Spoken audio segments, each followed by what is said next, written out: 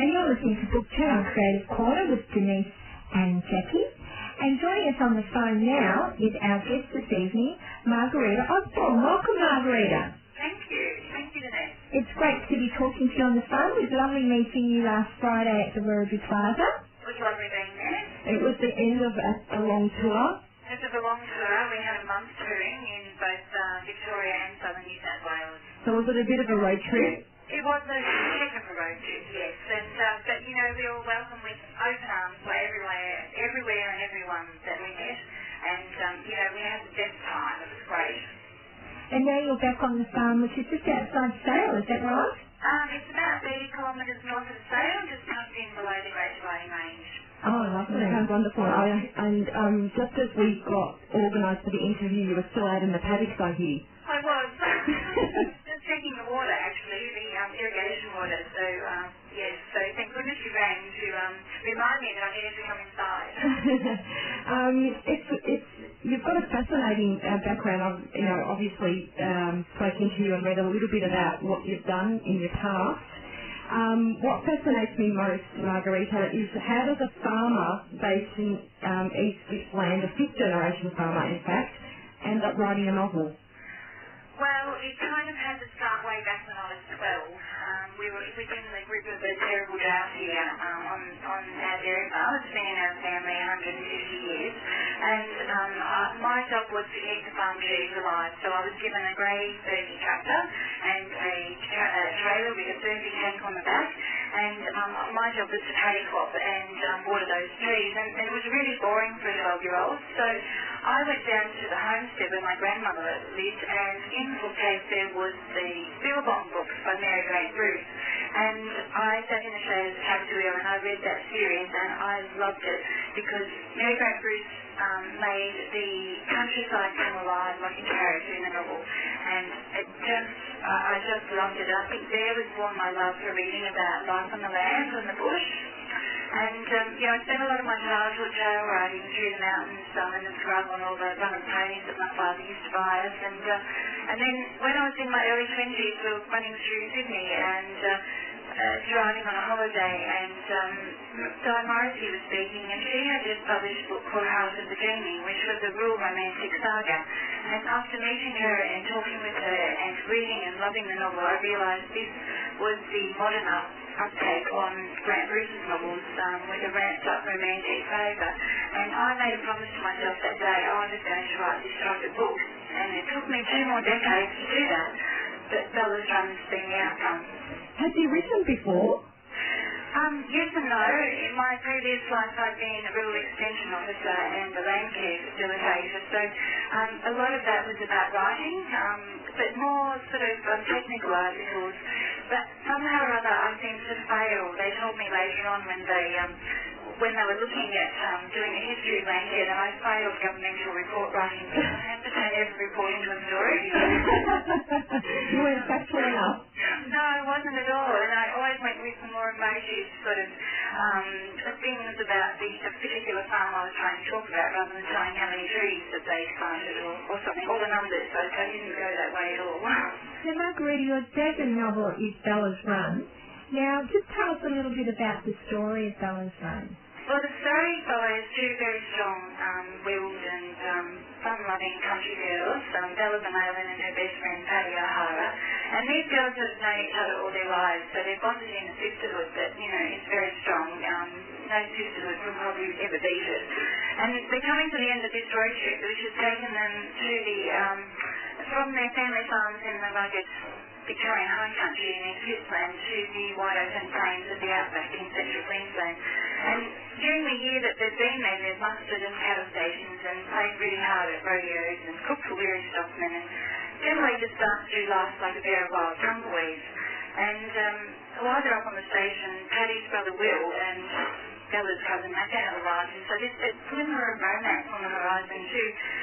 But, they start on their trip home and tragedy strikes and it causes a devastating blow. And Bella is, she runs basically from everything that she has ever known and goes to the city and becomes something that she never thought she would be, a city girl. But, I suppose the second half of the novel moves into the fact that she really runs from the man that she loves, or the man that runs deep from her blood. And how did you come about the idea for the book when you first decided to write the novel? My ideas are affected by my surroundings. Always is the case. And there's an incredible valley that's to the northwest of a place called Buchan in East Gippsland. And it was the place that set off my chain of thought for Bella's Run. I was standing in this farmhouse that my husband and I and my family rent, and we go there and do a lot of horse riding and motorbike riding and all this sort of stuff. And I was standing in the kitchen this night, and it's a very rough house, and there's floorboards and there's no power, but I was the only person that seemed in this valley, and except for this solar light on these huge cow yards at the property next door, and I looked at that solar light, and it just clicked in my mind, my goodness, what if a girl lived here who had issues, and that light was the only sign of her lover? And the story just tumbled from there. Wow. And tell us a little bit about Bella, in terms of formulating her as a character. Is there any truth behind the character? I think the characters are like a cast of thousands. I have known a lot of very strong and independent country women. I'm not saying that country is distinct from city here at all, but they're the girls that I've known. And, I think there's an element of all of them in Bella. She doesn't always get things right, but when do we ever all get everything right? And also, I lost my mother, my own mother, quite young, and I think the themes of the novel of dealing with grief come through from me, and also the choices that we make, which we wouldn't necessarily have made if the road of life had been straight, rather than send us hurtling in another direction to places that we couldn't have foreseen. And so I think Bella herself is, as I say, a cast of 1,000 people, but the themes of the novel come from me. And how do you write, Margareta? Your writing process. Yeah, and I know that you work, and you've got children, young children. And how do you fit it all in, and what's the process that you use? I'm very lucky. I have an extremely supportive husband. We spoke to Fiona McIntosh yesterday, and she said exactly the same thing. Yes, I don't think you do it without an extremely supportive husband. And he has the utmost belief in the fact that I can do this, and he helps me juggle it so that I can do this. So he works on farm, and the shift works, so when I can't be in the paddock, he can be. And we run a beef property, so therefore, the time, demand of time from us isn't huge.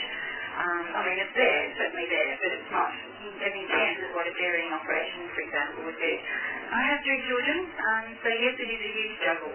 How old are your children, Margareta? I've got an 18-year-old, and a 9-year-old, and a 7-year-old. So it is very busy in our house. Absolutely. I also help out our family farm is rather large, and I just help my father on his place during the winter in particular. But you know what? All that helps me to write the way I write. Yeah. I couldn't write real fiction if I wasn't living it, breathing it, doing it every day. It's like in the novel we have Brumby tracking up the bush. I go and do that. So I sneak around the bush and track brumbies and just spend a lot of time watching them. So in this environment that they've made their own, and that's all coming into the novel. So you can't write about what you know unless you know it. Oh, absolutely. And that in itself is a very interesting life that you're leading there, which can make a novel in itself. When do you fit it in? Well, I have chunks of time. Sometimes, in the winter when I'm helping on my family farm, I'll have the afternoons to write. I'll have a couple of hours in there where I finish work, and then before the school bus comes in. Other times I'll be up at night. Night is a great time. My dog sits outside the window of the office and keeps me company while I'm writing inside. And it's a beautiful time to write because it's very silent.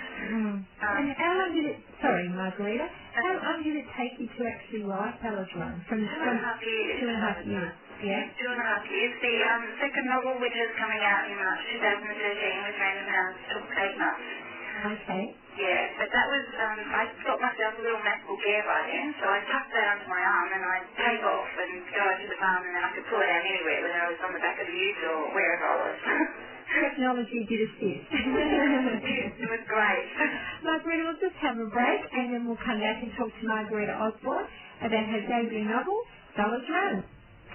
Hi, it's Jacqui here. We're talking at the moment with Margareta Osborn, who's a rural fiction Australian author and has recently published her debut novel called Bella's Run. Welcome back, Margareta. Thanks, Jacqui. Just before the break, we were talking a little bit about Bella, the character, and how you find inspiration to develop the characters, and we're also talking a bit about your writing process. Are you a planning writer?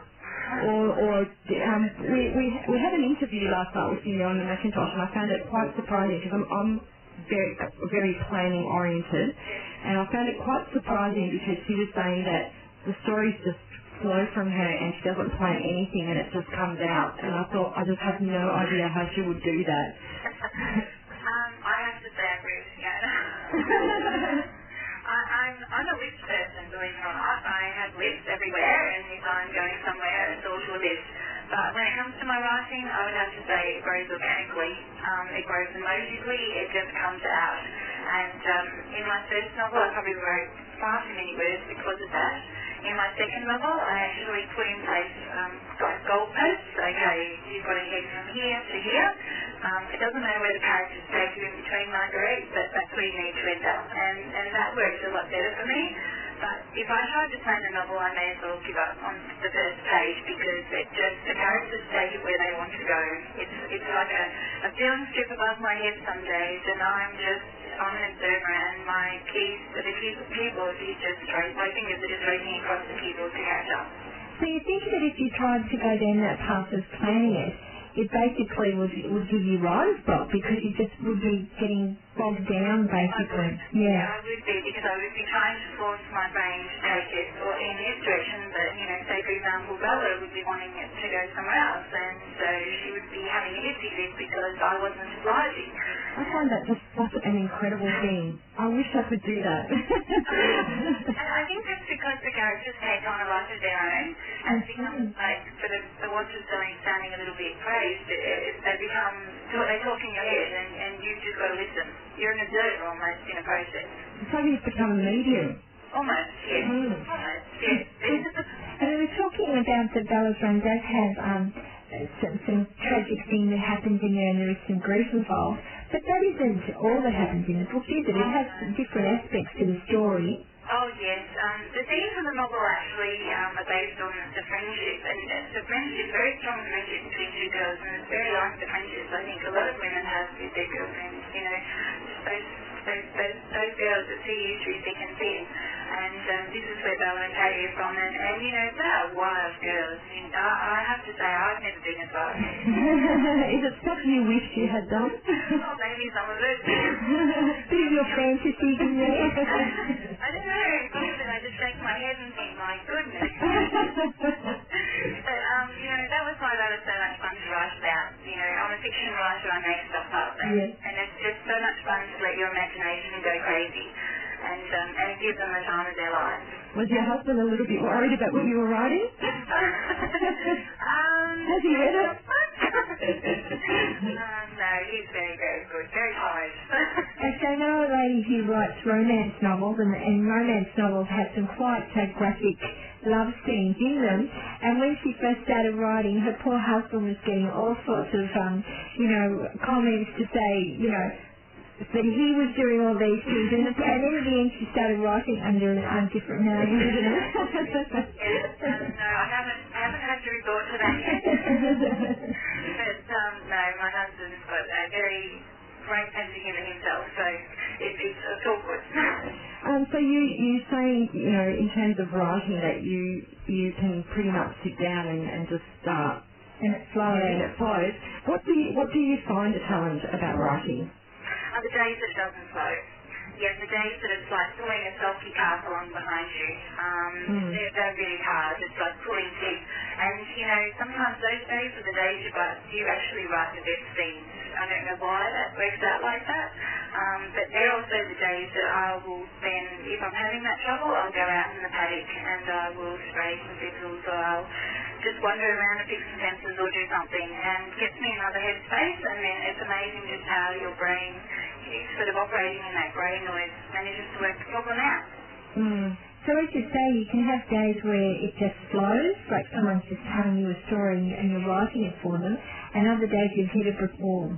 You've hit a brick wall, absolutely. And you just have to find your own way of getting around that brick wall. For me, it's getting out in the paddock and it's getting in the car. And I have to do a lot of driving living in the country, running the kids here, there and everywhere, and going shopping. And so the half an hour drive to a big regional centre is good for me, because that's where I sort of work out my writing problems. And how have you found the overall experience of having your first novel, Ballads Run, published?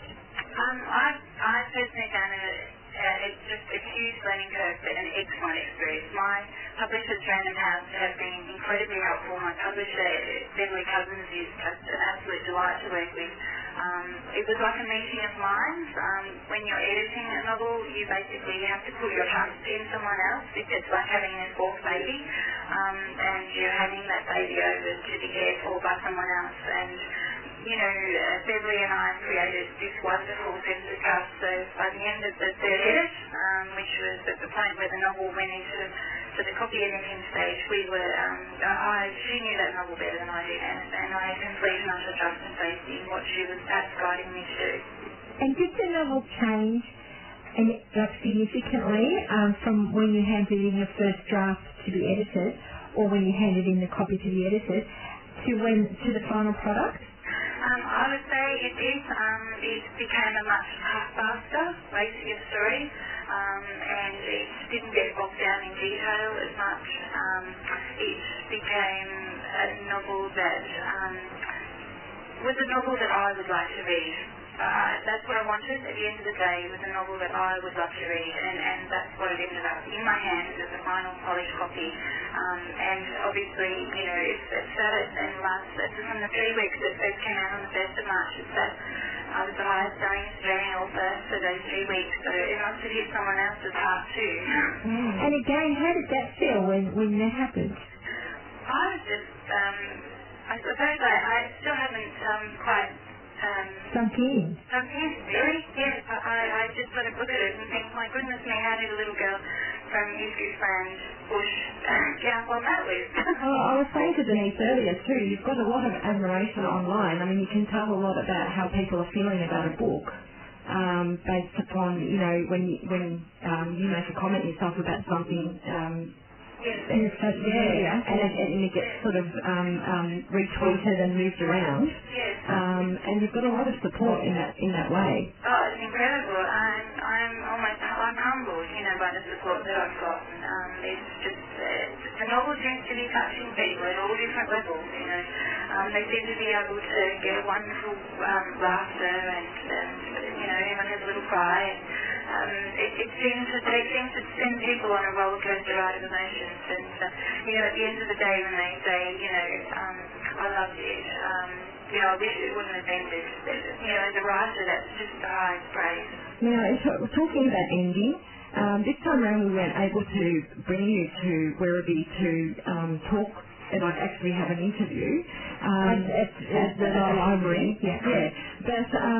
But you have got a second book already organised. Yes. The second book is in with Random House, and it's undergoing its editing phase, first edit at the moment, and it will be out in March 2013. So hopefully we can come back to the library at Werribee and talk about that one. And are you able to tell us what it's called?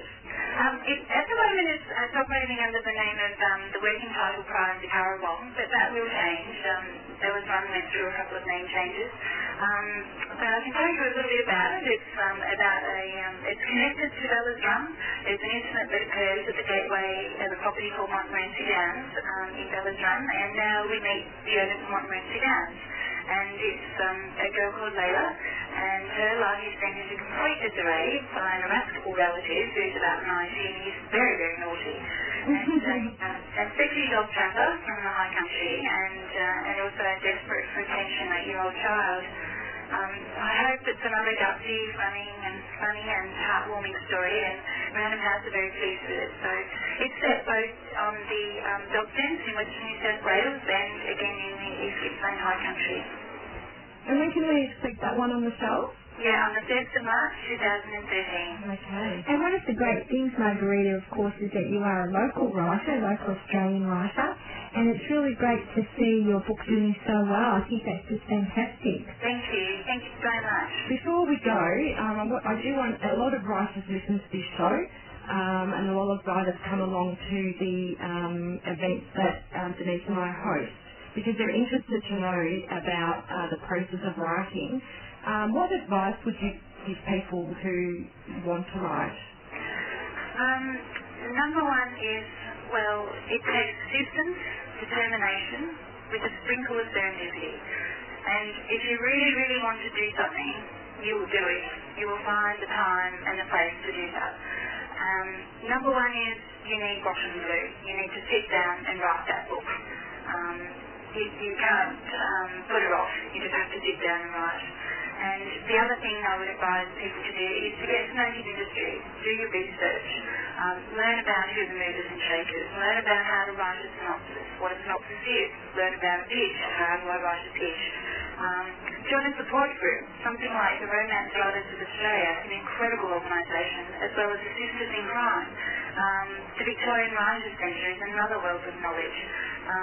And just having that support group of other writers is just as important as almost writing your novel, because we're very frail creatures, writers, and we operate under a lot of self-doubt.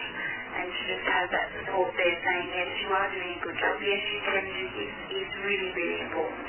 And Margareta, when you were writing your novel, or when you started on your journey of writing, did you know these things? Did you join a writers group, or is this what you've learned in your process?